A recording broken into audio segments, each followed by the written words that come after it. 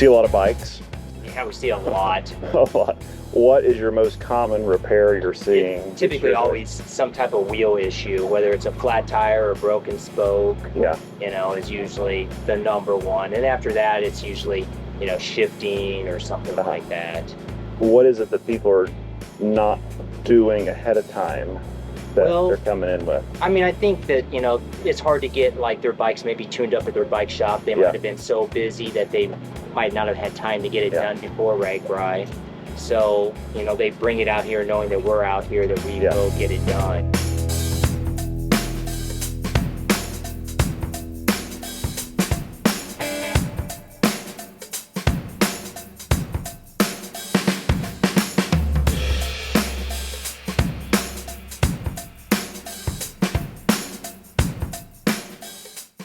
So you got quite a collection here. About 30 of them out here, I think.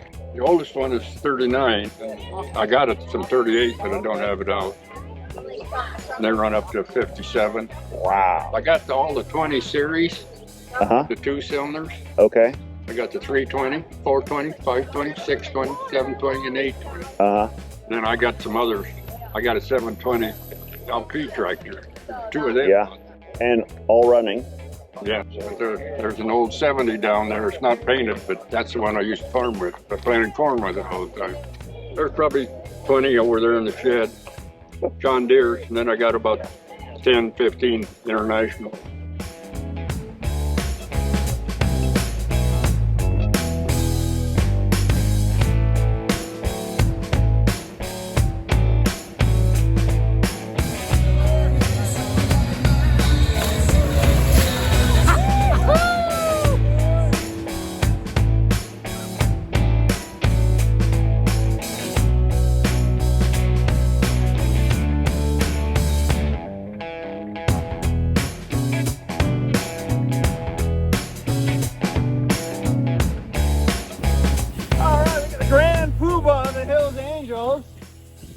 Randy, how many years you been on Ragbrai? 18. 18 years. What keeps you coming back?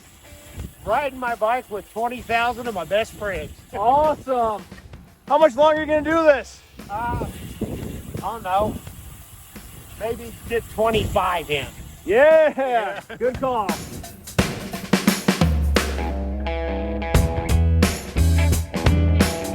Listen to this interview with this tour guide. Listen to how many people it took to build this structure. Quite an amazing structure. Absolutely.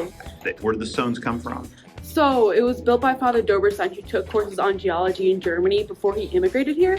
And then he got extremely sick and he prayed to Mary, saying that if she were to heal him, he would build a shrine in her honor. It's extensive. Obviously, we're only seeing a wall here. But what is it like to keep it up, to maintain it? I mean, is it a lot of effort? I would say it is less than people think. Father Doberstein built it with like very good quality cement and like had metal structures for like the base of it.